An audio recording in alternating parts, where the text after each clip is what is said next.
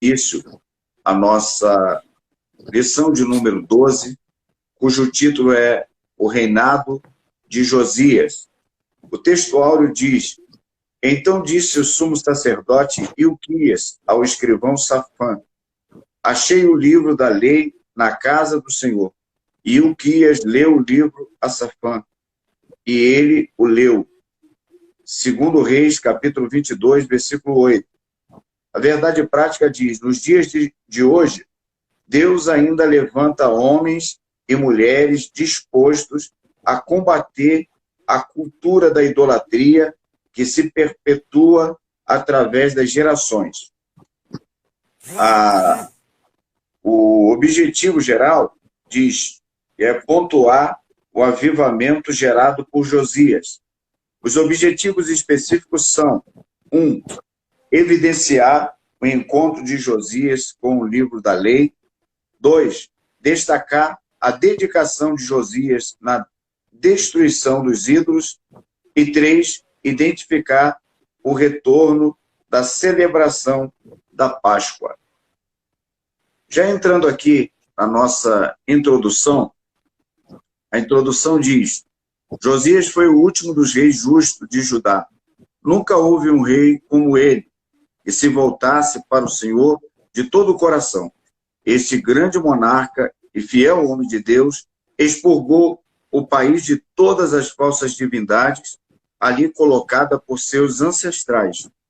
E ao saber que o livro da lei havia sido encontrado dentro do templo, iniciou em seu reino o maior e mais impactante renovação espiritual vista em todas as tribos de Israel.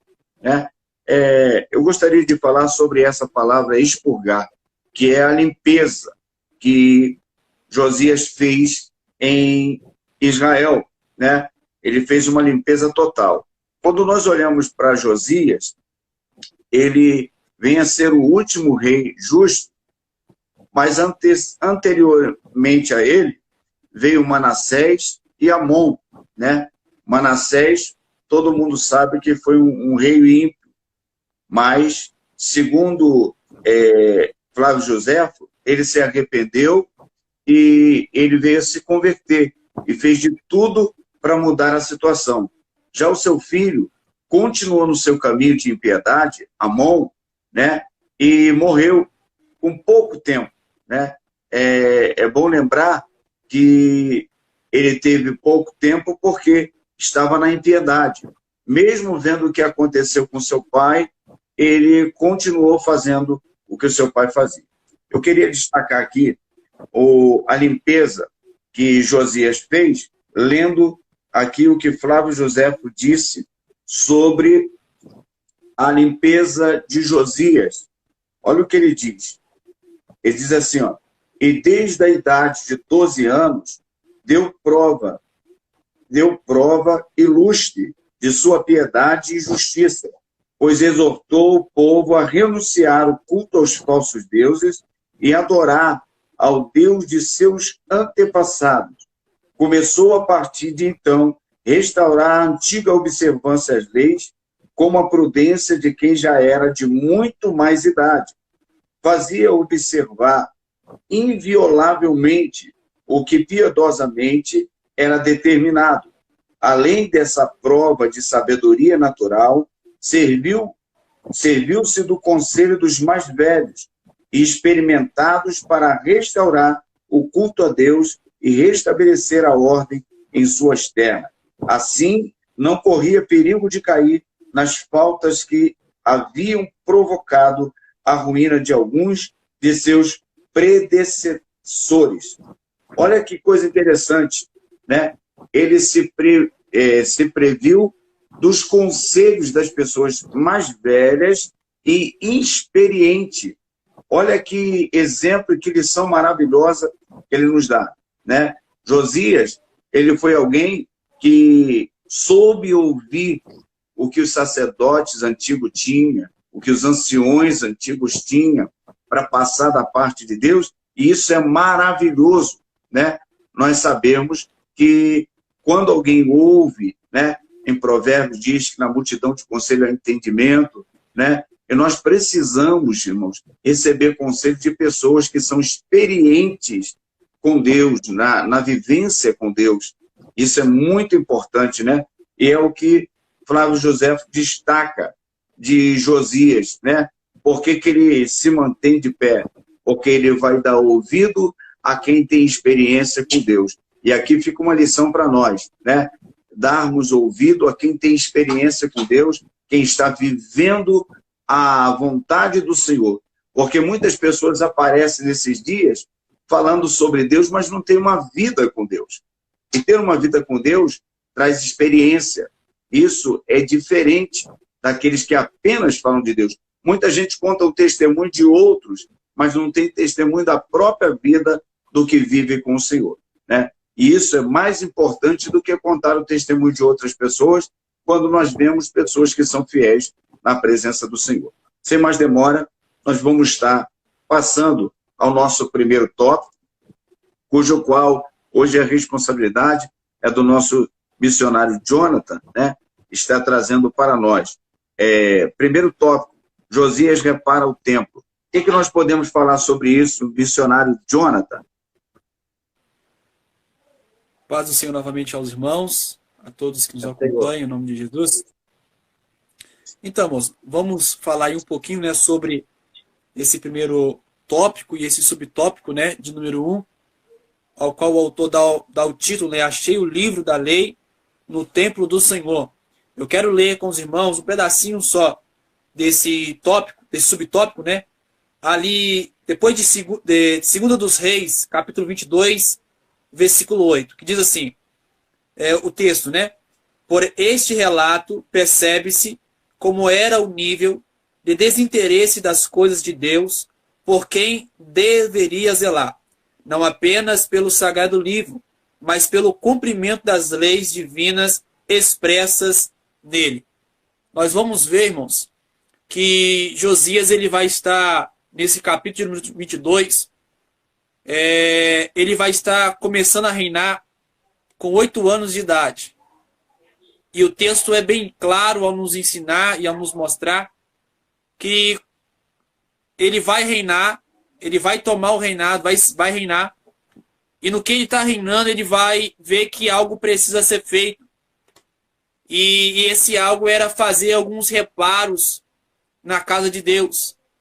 Ele vai entender que era necessário ser feito alguma coisa na obra de Deus.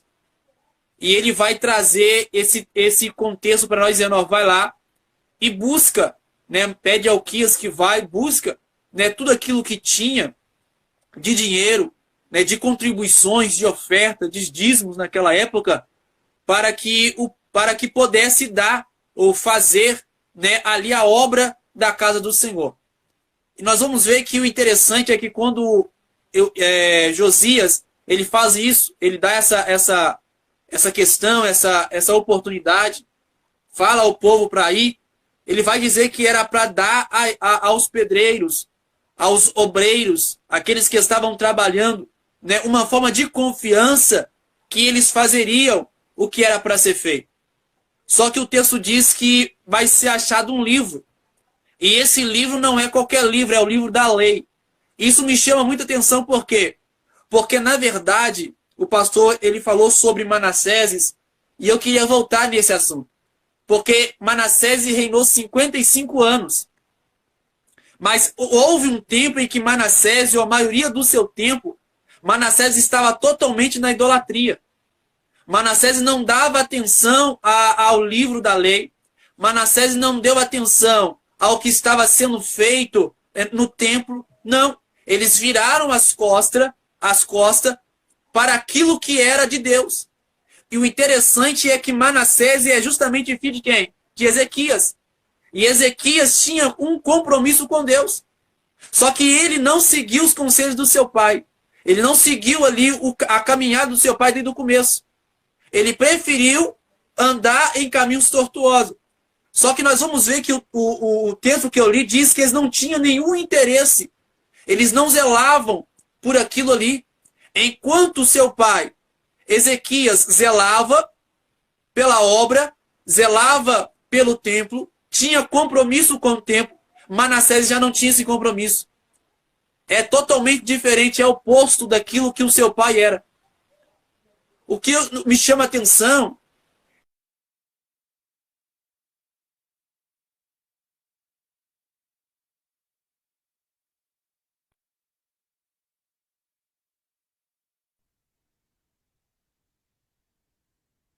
no livro e vai ver o que estava sendo falado, vai ver o que estava sendo dito. O que me chama a atenção em todo esse ponto é que nós vamos ver o desinteresse. Nós não podemos, como obreiros, como pessoas que servem a Deus, não temos zelo pela obra de Deus. Não podemos deixar de fazer a obra de Deus com zelo. Zelar por aquilo que temos. Zelar pela igreja que temos. O cuidado que devemos ter. O cuidado de zelar pela igreja. O cuidado de zelar por aquilo tudo que a igreja nos proporciona. Mas Josias faz totalmente diferente. Ele vê a situação, ele encontra, o livro é encontrado e ele vai fazer diferente. Ele vai trazer uma construção. Antes de achar o livro, ele traz uma construção. Ele prepara tudo para quê? Para que pudesse receber o povo. Eu vejo duas situações que era necessário que Josias precisava fazer. Primeiro, reconstruir o templo. Segundo, reconstruir o templo físico do povo. Porque o povo também estava fora.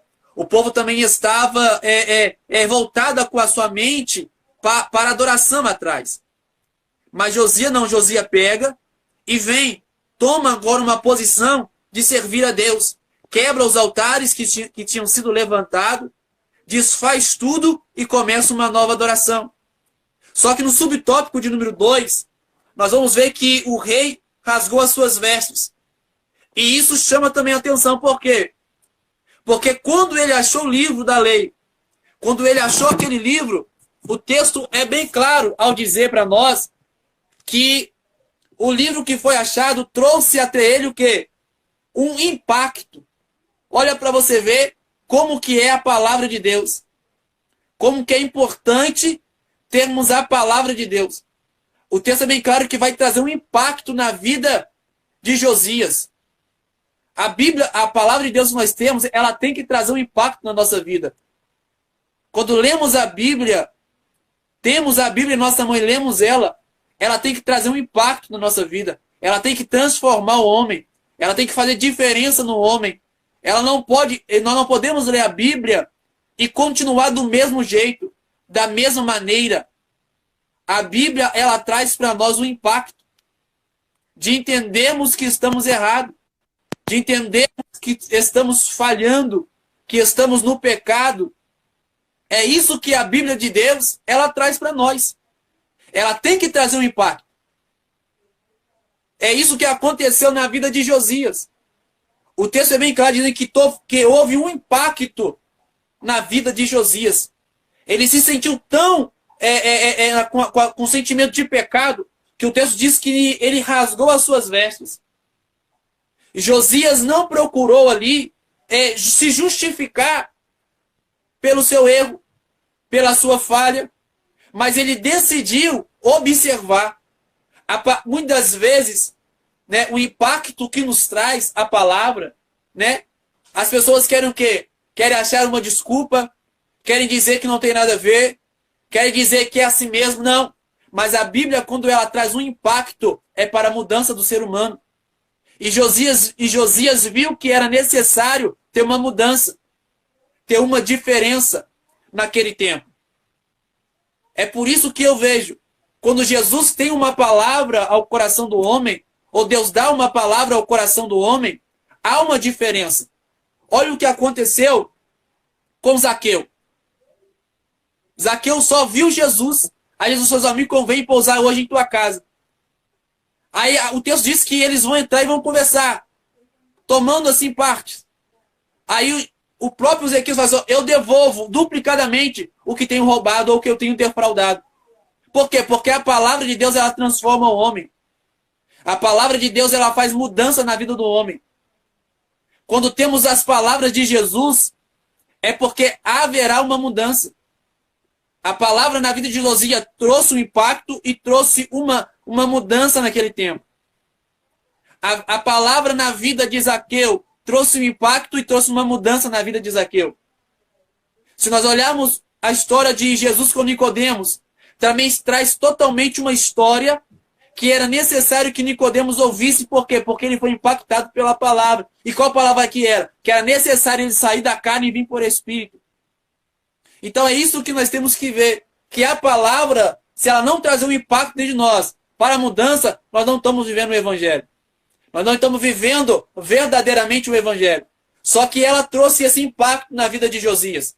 Quando ela traz esse impacto na vida de Josias, nós vamos ver que o texto vai ser bem claro. Simplesmente se humilhou e rasgou suas vestes. Ele reconheceu que ele estava errado.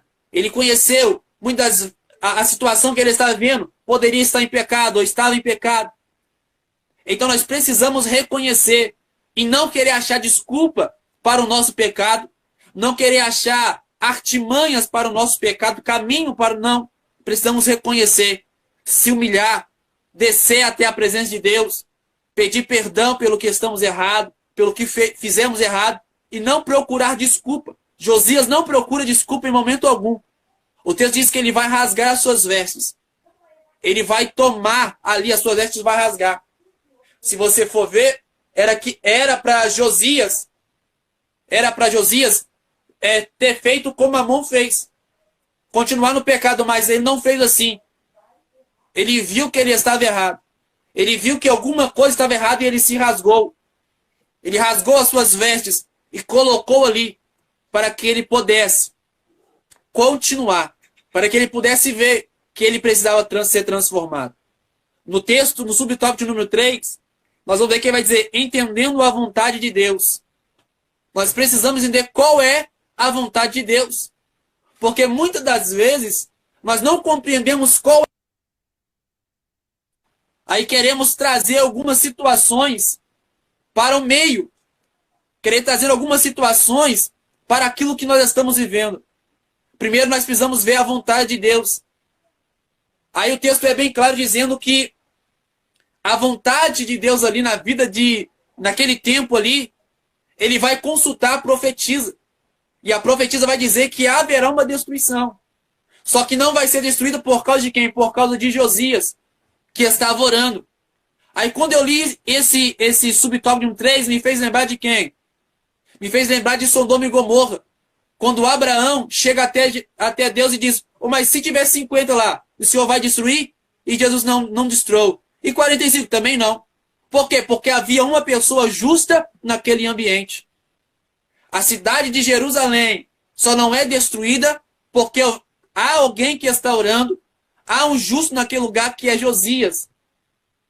É por isso que aquele lugar não é destruído.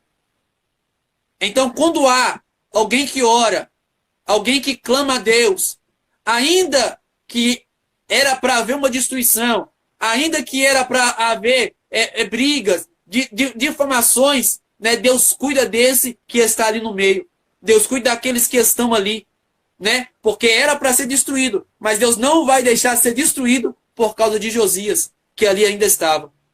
Então, que você possa meditar nesta noite, né? Que você possa tomar nesta noite esta palavra ao seu coração e entender que Josias estava ali, mas ele estava com o seu coração por inteiro. Josias estava naquele reino, mas estava fazendo de tudo, colocando o seu coração, a sua vida na mão de Deus e deixando Deus guiar a sua vida, guiar aquele reino que ali estava, que você possa fazer isso também e entender, ainda que tudo esteja ao contrário, ainda que tudo esteja totalmente fora, você ainda vai ser guardado por Deus. O lugar que está vai ser guardado por Deus porque você tem sido fiel a Deus. Tem tido uma fidelidade com Deus.